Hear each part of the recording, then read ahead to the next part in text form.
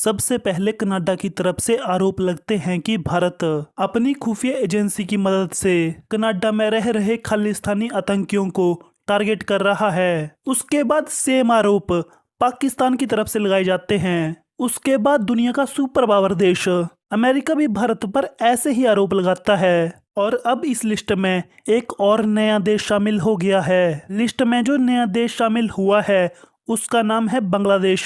बांग्लादेश में जब से शेख हसीना को हटाकर नई सरकार सत्ता में आई है, उसने बांग्लादेश की जेलों में रह रहे आतंकियों को जेल से तो छोड़ दिया, लेकिन ऐसे बहुत से आतंकी हैं जो अभी तक उनको नहीं मिल पा रहे हैं और पिछले कई सालों से नहीं मिले हैं। चलो आज तक नहीं मिलने का समझ आ रहा था जब तक बांग्लादेश में संविधान का राज था, तब तक आतंकी छुपने को मजबूर थे, लेकिन आज के समय में वो सामने नहीं आए। ये तो आश्चर्य की बात है। बांग्लादेश में आज उनके अपने भाइयों का राज है, तो आज के समय में किस चीज का डर?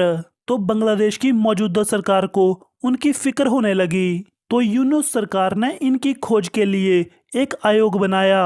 उस आयोग का कहना है कि शेख हसीना ने इन लोगों को भारत की जेलों में भेजा था और ये लोग आज भी भारत की जेलों में कैद हैं। रिपोर्ट में उस समय के कुछ सैनिकों का भी जिक्र किया गया। सैनिकों ने कहा कि उन्होंने कई बार भारत से कैदियों का आदान प्रदान किया है और ये सैनिक 2009 से 2010 के बीच भारतीय सीमा पर तैनात थे, लेकिन ये सैनिक एक भी कैदी का नाम नहीं बता पाए जो भारत को सौंपे गए थे। तो सवाल उठता है कि उनमें से किसी को भी उनके देश के कैदियों के नाम नहीं पता थे।